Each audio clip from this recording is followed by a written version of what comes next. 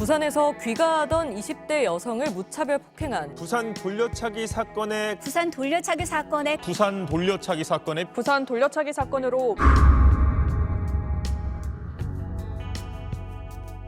안녕하세요. 저는 부산 돌려차기 피해자이고요. 지금은 피해자를 구하자라는 채널에서 작가 기저귀로 활동하고 있는 기저귀입니다. 아이고, 나와주셔서 반갑고요. 저는 법무법인 동광의 민경실 변호사입니다. 네, 오늘은 저희 채널에 부산 돌려차기 사건의 피해자이며 작가로 활동 중이신 기저귀 작가님께서 찾아주셨습니다. 건강은 좀 괜찮으세요? 어느 정도 불편함은 있지만 초반에 굉장히 상태가 많이 안 좋았던 거에 비해서는 굉장히 많이 회복한 상태라고 생각해서 지금은 그거에 집중하기보다는 더 많이 바꿀 수 있는 거에 집중을 하고 있는 것 같아요. 작가님은 현재 어떤 활동을 하고 계신가요? 굉장히 많은 활동을 하고 있는데요. 사실 본업은 따로 있고요. 피해자를 돕는 일은 어떻게 보면 이제 부가적으로 하고 있는 일이거든요. 여튼 범죄 피해자가 결국 일반 국민들도 모두가 당할 수 있는 피해잖아요. 그래서 이 일반인 분들에게 범죄 피해의 공감대를 좀 형성해주는 그런 SNS 작업들을 하고 있고, 범죄 피해자 커뮤니티라고 해서 범죄 피해자만 들어가는 게 아니라 일반인 분들도 같이 함께 어울려서 있을 수 있는 범죄 피해자 커뮤니티를 구축 중에 있고요. 피해자를 구하자라는 채널로 손쉽게 설명을 하려는 콘텐츠들을 많이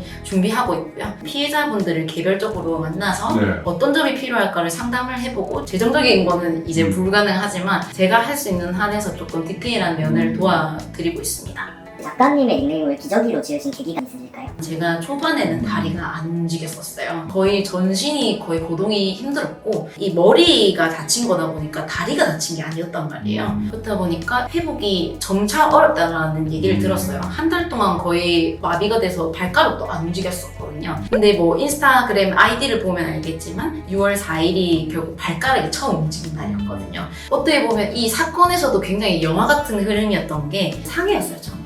제가 마비가 돼서 이 장애를 얻을 거라는 의사 소견을 얻고 나서 중상해로 바뀌었고요. 그 소견서가 있자마자 갑자기 한 며칠 내로 발가락이 움직였어요.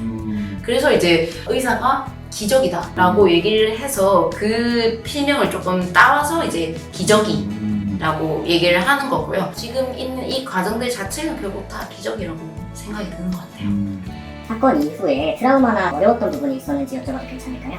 굉장히 많은데요. 사실 이게 변호사님은 아시겠지만 이 트라우마라는 게 엄청 개별적이고 굉장히 많잖아요. 그래서 뭔가를 다 전부 얘기를 할 수 없지만 많은 분들이 좀 알아주셨으면 하는 제 PTSD나 트라우마는 그냥 제가 모르는 타인을 굉장히 무서워하는 거. 평범하게 길을 걷는 건데 이 사람이 무슨 나쁜 행동을 하진 않을까? 결국은 저는 모르는 사람한테 당한 거다 보니까 타인에 대한 경계심이 가장 크고요. 잠을 자는 거는 아직도 약을 먹어야 잘 수가 있고, 그런 불편한 점들이 아직까지는 있고, 개인적으로 인식이 많이 불편했어요. 피해자가 네일 아트를 해? 피해자가 생각보다 많네? 그러면 피해자는 항상 우울해야 되나? 우울증을 겪으시는 분들도 매번 우울하지 않잖아요. 그런 거에 있어서 아직도 우리 사회에는 만연하게 피해자다움이라는 게 있구나 라는 생각을 했었던 것 같고, 그거를 계속 깨고 싶다라는 생각을 하는 것 같아요. 그 용기가 정말 대단하시네요.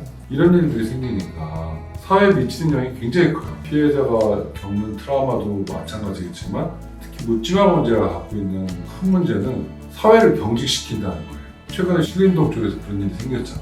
신림동이 뭐 우범지대도 아닌데 사람들이 신림동 간다고 하면은 빨리 돌아라. 그렇죠. 그럼 사람들이 거기 안 다니고 막 그럼 거기는 상가 있는 사람은 도대체 어떻게 할 거야?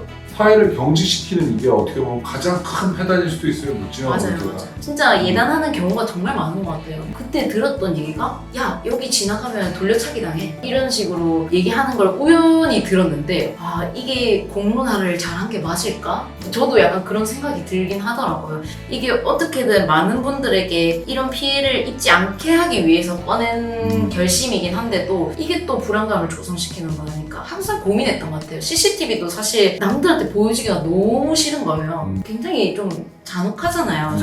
결국은 이걸 본 사람은 PTSD가 올 수가 있는데 이걸 과연 내가 보여주는 게 맞을까? 그것도 굉장히 고민했었는데 이 이상동기 범죄를 얘기를 하려면 어쩔 수 없이 꺼내야 되더라고요. 제가 이 언론화를 시킨다고 해서 좋을 게 뭐가 있어요? 제가 뭐 돈을 받는 것도 아니고 결국은 그 사람의 형량만 늘릴 뿐인데 저한테 이익이 가는 게 하나도 없잖아요. 그렇죠. 그냥 오로지 저 같은 이 억울한 일을 다른 사람이 겪지 않았으면 좋겠어서 시작을 한 건데 그런 거에 있어서 굉장히 고민을 많이 했었던 것 같아요. 그러니까 제가 이제 검사 생활자로 변호사를 했지만 이 법이라는 기본적인 툴이 예방보다는 사후적인 처벌에 포커스가 맞춰져 있거든요. 맞아요. 형량에. 묻지마 문제 같이 정신적인 데서 오는 문제들, 스토킹 범죄처럼 평상시에는요 따라만 다닌단 말이에요.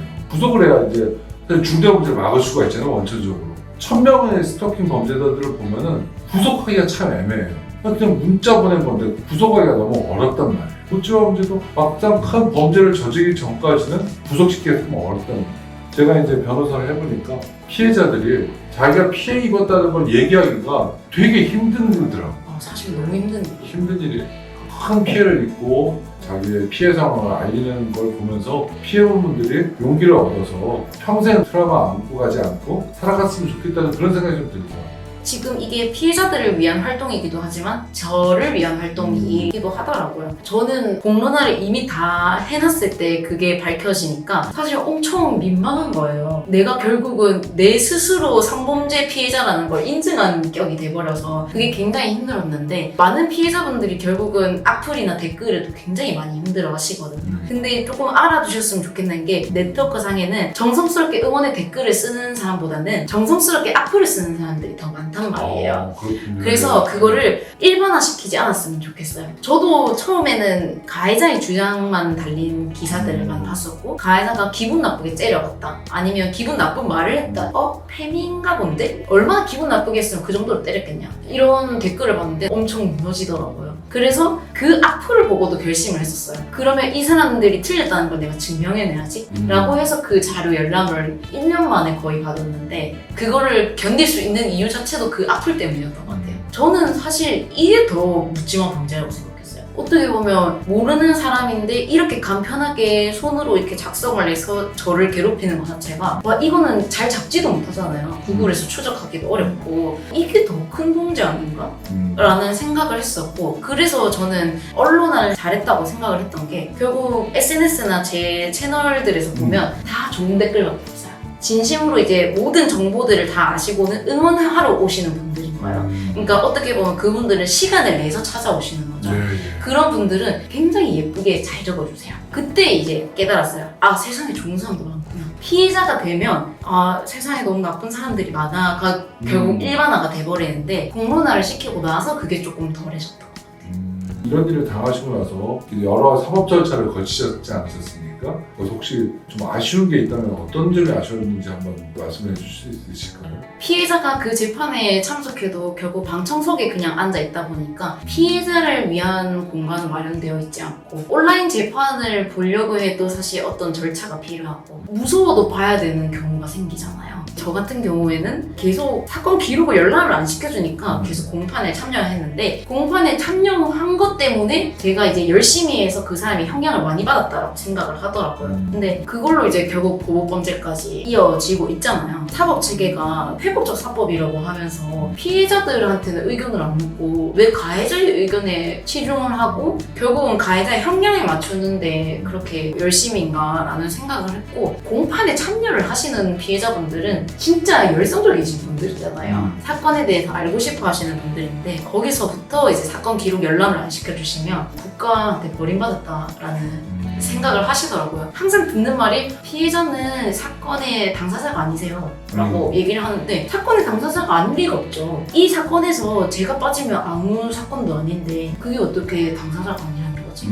굉장히 많이 힘들었었던 것 같고 어떻게 보면 피해 지원 제도도 굉장히 까다롭거든요. 검찰 피해자 지원실이 따로 있잖아요. 거기에 있는 첨부 서류가 굉장히 많단 말이에요. 저는 어떻게 보면 20대 후반이라고 하고 정보 수집도 굉장히 용이하게 할 수 있는 연령대인데도 불구하고 굉장히 힘들었거든요. 그러셨군요. 되게 까다로웠어요. 그때 딱 든 생각이 뭐냐면 다른 피해자분들은 알아도 못하겠다 라는 생각을 했었던 것 같아요. 그래서 그런 것들도 너무 힘들었고 사실 아직까지도 피해자에 대한 그 심리 분석이 완전하게 되지 않았다고 생각하고 직원분들도 이 피해자를 돕는다고 보기보다는 약간 업무를 하시는 그런 격에 속하다 보니까 피해자분들을 대하실 때 태도가 조금 더 사려 깊어야 되지 않나 라는 생각을 하는 것 같아요. 저도 검사 생활하면서 지금 말씀하신 대로 반성이 많이 되는 부분이 있어요. 검사가 하는 일은 피해자를 대변해서 가해자를 처벌한다 이런 의미거든. 근데 어떻게 보면 현 시스템 자체가 충분히 피해자를 대리할 만한 여건이 사실 검사한테 안 돼요. 사건 수가 너무 많다 보니까 맞아요. 굉장히 디테일하게 케어하기가 쉽지 않은 상황에서 피해자를 배제해 놓으면 안 되거든요. 수사할 당시까지는 피해자하고 가해자가 대립되는 당사자 구조로 갔는데 기소 이후에는 검사가 피해자를 대리해서 가해자를 처벌한다 이런 구조로 갔는데 충분하지가 않다는 거죠. 피해자가 적극적으로 수사라든가 이런 부분에 대해서 의견을 낼 수도 있거든요. 왜냐하면 담당자들은 정말 수없이 많은 가지고 있는 자기 사건 중에 하나인데 피해자는 오로지 자기 사건이죠. 맞아요. 그냥 인생이잖아요. 그러니까 더 많이 생각할 수도 있고 더 많이 잘못된 점을 찾아낼 수도 있는데 방금 말씀하신 대로 피해자가 더 많이 참여할 수 있는 제도적 보완은 필요하다는 생각이 드네요.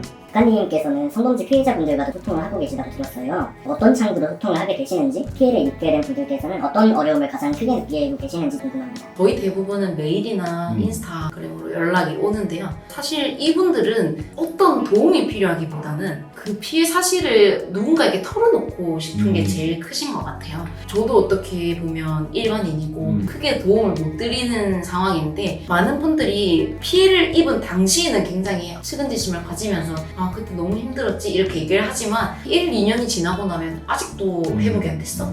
이렇게 생각을 하시는 분들이 굉장히 많기 때문에 결국은 피해자분들이 어떤 피해 사실을 얘기하기가 추후에는 어렵다고 하시더라고요. 그리고 이제 센터에 연계되신 분들도 1, 2년 뒤면 회복이 좀 되시던데 이런 식으로 회복이 안 된 그런 범죄 피해자에게 약간 질타를 하시는 분들도 계시고 현재 제도에 있어서도 미비한 것들이 많지만 있는 거에서도 잘 하고 있냐는 거죠. 결국은 뭐 범죄 피해자 센터에 대한 평가나 뭐 감독이나 이런 걸 제대로 하지 않다 보니까 있는 것도 제대로 하지 않는 상황이 아닌가라는 생각이 들어요. 그걸 알게 된 특별한 계기가 있었나요? 처음에는 피해자 관련 그런 정보들을 알고 싶어서 계속 서칭을 했었어요. 그러다가 이제 본강에 보면 피해자 홈페이지가 있잖아요. 그렇죠. 그래서 굉장히 의외였어요. 왜냐면 다 집행유예가 나왔다, 뭐 3년을 받았다 이렇게 하니까 너무 위축이 드는 거예요. 나는 사실 이 사람이 엄벌에 처해졌으면 좋겠는데 엄청 위압감이 드는 거예요. 그랬는데 이 홈페이지를 보니까 되게 신선하다라는 생각을 했고 거기도 들어가니까 이 피해자 관련 안내서가 있더라고요. 제가 지금 준비 중인 것도 피해자 관련 캠페인을 준비를 하고 있는데 어떻게 보면 피해자를 위한 통합본이 없다 보니까 그거에 대해서 한번 캠페인을 하고 싶었는데 이런 동강의 가이드라인이 있어서 제가 많이 참고를 하고 있고 이 부분에 있어서 조금 도움을 주실 수 있는지. 그럼요. 저도 참 고민이에요. 저희는 어떻게 보면 법인이 운영이 돼야 되기 때문에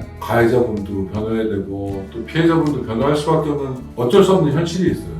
찾아온 분이 가해자분일 때는 억울하지 않게 해야 되는 부분이 있는 거고 피해자분이 찾아오셨을 때는 피해자분이 억울하지 않게 해야 되는 부분이 있어서 그런 어떤 한계가 있다는 건 저도 인식을 하게 되더라고요. 작가님하고 이렇게 만나게 돼서 피해자분들에 대한 이해도 좀 더 넓어지는 것 같고 작가님이 하시는 어떤 캠페인 저는 정말 취지가 너무 좋다고 봐요.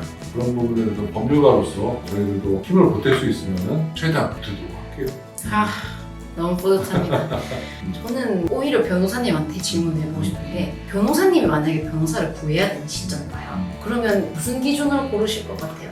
저는 만약에 제가 변호사를 본다면 일단 제가 아는 변호사 중에 이 사건을 제일 잘 처리할 수 있는 변호사가 누군지를 생각을 해볼 것 같아요. 그 다음에 만약 거기가 3명이 됐다. 그 중에서 제일 성실하게 잘할 수 있는 사람을 또 고를 것 같아요. 그 2명이 비슷하다. 그러면은 저하고 되게 소통이 잘 될 수 있는 사람.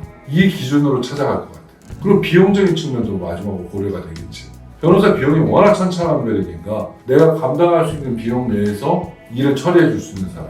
근데 이건 진짜 중요한 것 같아요. 비용은 엄청 중요한 부분이거든요. 그럼요. 그래서 항상 이 피해자분들이 어떤 변호사를 고르실 때 되게 다양하게 보셨으면 좋겠어요. 급하다고 해서 그냥 선임을 하시면 나중에 그 변호사 때문에 더 스트레스를 받거든요. 그래서 주의를 하셨으면 좋겠어요. 저도 변호사 고르려면 힘들 것 같아요. 늘상 하는 말인데요. 범죄 피해는 누구나 당할 수 있고 어떤 불행한 사람이 겪는 일이 아니라는 거. 그래서 많은 분들이 자신의 일이 될 수도 있으니 이미 겪은 범죄 피해자분들을 많이 격려해주고 응원해주셨으면 좋겠고 어떻게 도와드려야 될까요? 이렇게 얘기를 하시는데 그냥 따뜻한 댓글이라도 한번 써주시면 굉장히 큰 도움이 될 거예요. 도움을 크게 해야 된다고 생각하지 말고 작게 옆에 있는 분들을 많이 도와주셨으면 좋겠습니다. 아이고, 예, 좋은 말씀이신 것 같아요. 저희 동감도 하여튼 최선을 다해서 작가님 하시는 일 힘이 되도록 보태도록 하겠습니다. 어쨌든 여러분 이제 추워지는데 건강 조심하시고요. 우리 작가님 말씀대로 피해자들이 힘낼 수 있도록 계속 응원하자고요. 감사합니다. 감사합니다.